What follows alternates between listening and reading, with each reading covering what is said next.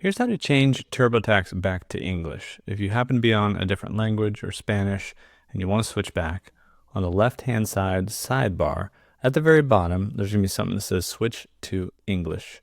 When we click on that button, it's going to say, do you want to switch TurboTax back to English? Of course we do. You can also check Don't Show This Again. I would recommend not checking that so you do, if you encounter this situation again, are able to do this. But click Yes, and then TurboTax should be in English for you. Now, if there's communication preferences that have been changed from the IRS communication or anything like that, you can actually change those too.